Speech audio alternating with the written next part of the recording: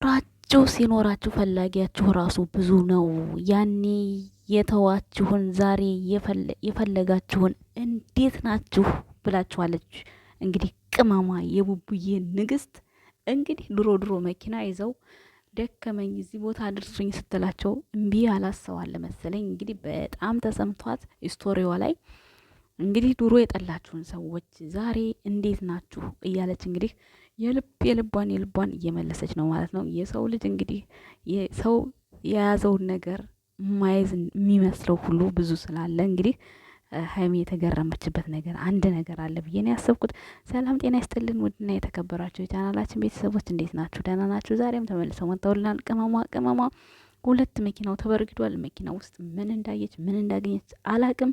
ቡቡዬ እንግዲህ ጨምሯል። ሀይሚን ማንበርገግ፣ ሀይሚን በፕራንክ ማሰቃየት፣ ከዛ አልፎ ተርፎ ከስቃይ በኋላ ደግሞ ደስታ፣ በቃ በፈረቃ እያፈራረቀው ነው። መደዳውን ስቃይ ሲኖር ጥሩ አይደለም፣ መደዳውን ደስታ ሲኖር ጥሩ አይደለም። በቃ ተራ በተራ እያስኬዳቸው ነው። እንግዲህ ሰሞኑን በጣም እያስደመመን ነው።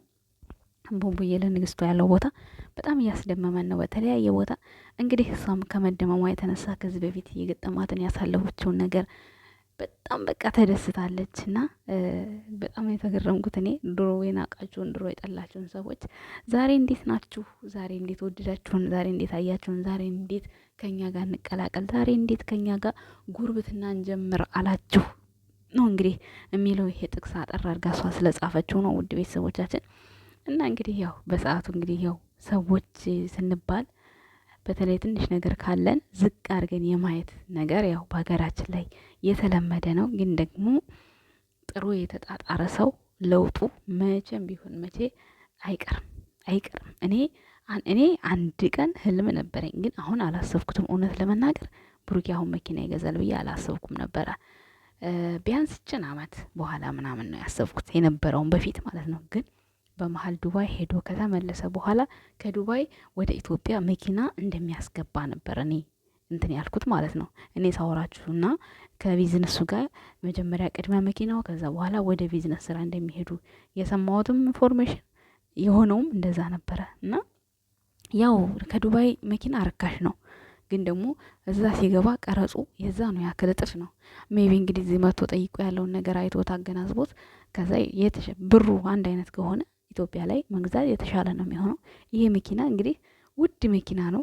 እዚህ ሀገር 10 ሺህ 10 ሺህ አላልኩም፣ ጉድፈላ 100 ሺህ ከምናምን አለችኝ ሴትዮ አሳይቻት ማለት ነው። ስንት ብር ይፈጃል ይሄ መኪና ልገዢ ነው ምናምን በላይ ማለት ነው።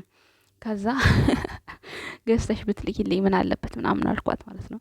እና ብሩን ነገረችኝ። በጣም ውድ ብር ነው እዛ ሀገር እንኳ ማለት ነው። ያው ኢትዮጵያ ደግሞ ሜቢ ሰከንዳንዱ ከሆነ ትንሽ ሊቀንስም ይችላል። ኤኒዌይስ ያው ዋናው መስራቱ፣ ዋናው 2 ቀን ራሱ መሽከርከሩ። እንዲህ ቡቡዬ እኮ የአንድም ሰው መኪና ይዞ አያውቅም በነገራችን ላይ ማለት ነው። የአንድ ሰው የጓደኞቹን እንኳን ይዞ አያውቅም። አሁን ማርክ ብትሉት የእንትናን የአብርሃም ሞክረዋል። ሀሰንም ብትሉት አንዳንድ ጊዜ ኮንትራት ይይዛል። ብሩኬ ግን የማንንም ሞክሮ አያውቅም። ልክ የራሱን መኪና መግዛቱን ሲያስብ እርግጠኛ ሲሆን ዱባይ ላይ የቢኒን መኪና ነዳ። ዱባይ ላይ ማለት ነው። ዱባይ የነዳ የቢኒ መኪና ነው። ሶ ወዲያው ደግሞ በቃ እኔ እንጃ፣ እኔ እኮ የማያደርገውን ነገር የማይሆነው ነገር ነው የሚገርመኝ። የወርኬ ጸባይ ማለት ነው። የማያደርገውን ነገር በቃ አይሆንም፣ አያደርገውም። አድርጎት ራሱ አታሳዩትም። የሚያደርገውን ነገር ብቻ ነው ለሰው ልጅ። አሁን ኢንስታግራሙ ላይ ሰሞኑን በጣም ይሄ መኪና ከመምጣቱ በፊት ምርጥ መኪና፣ ምርጥ ሰዓት፣ ምርጥ ቪላ የሆኑ ቤቶች ይፖስት ነበር። ይሄ ልጅማ እንደው ህልሙ በስማም ነበር እያልኩ ያለሁት። እና ያደረጋቸውን ነገሮች ይፈጽማቸዋል። ቤተሰብ ልብ ብላችሁ እዩት። በተለይ ኢንስታግራም የሚያስተላልፋቸው ነገሮች ብሩኬ ኦ ማይ ጋድ፣ ማንም ሰው የማያደርገውን ነገር ነው።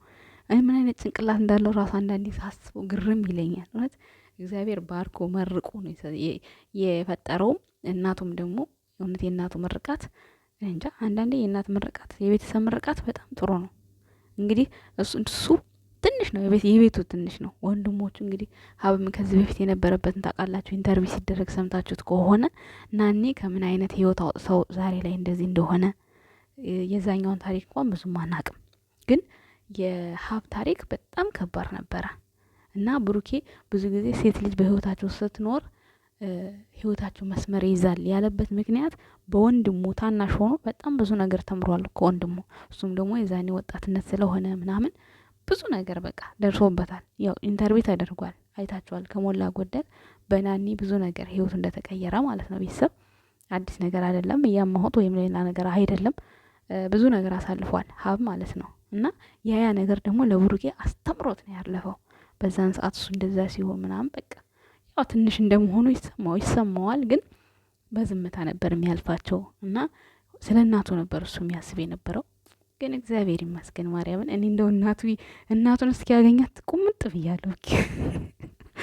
ለምን እንደሆነ እንጃ ቋመጥኩኝ። በቃ ለነገሩ እሷ ዝምተኛ ስለሆነች ያኔ ደስታዋም ሁሉ ነገሯ አያስታውቅባትም፣ ዝም ነው በቃ። እና ብቻ እኔ እንጃ አግኝቷት የምትለውን እስክትናገር ቸኮልኩኝ። የወሬ ጥማት አትበሉኝ ቤተሰብና ማለት ህልሟ ነው። እሷም እሱ ጥሩ ደረጃ እንዲደርስላት ምናምን በጣም እንደምትወደው የማንም እናት ትወዳለች፣ ግን የእሷ ደግሞ ለየት ያለ ነው። በጣም ነው የምሳሳለት ለብሩክ ማለት ነው።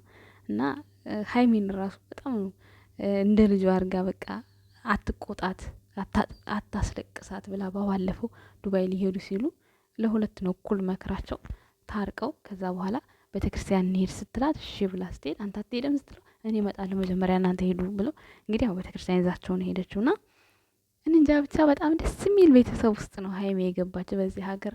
በዚህ አጋጣሚ ፈጣሪሽን ሁሌ አመስግኝ ማርያምን። እውነት ብቻ እኔ ፍጻሜያቸውን ብቻ ያሳምረው። የሰው ልጅ ጅማሬው ሳይሆን ፍጻሜው ነውና የሚያምረው። እኔ ፍጻሜያቸውን ብቻ ፈጣሪ ያሳምረው ነው ምለው። እግዚአብሔር አምላክ ብሩኬም ግንፍን እላለሁ ብሏል፣ ራሱ ባፉ ተናግሯል። በቃ ፈጣሪ መድኃኔዓለም በቃ እንጃ ሰፊ ልብ ይስጥህ። ሰፊ ልብ አለህ፣ ከዚህ በላይ ደግሞ ሰፊ የሆነውን ልብ ይስጥህ።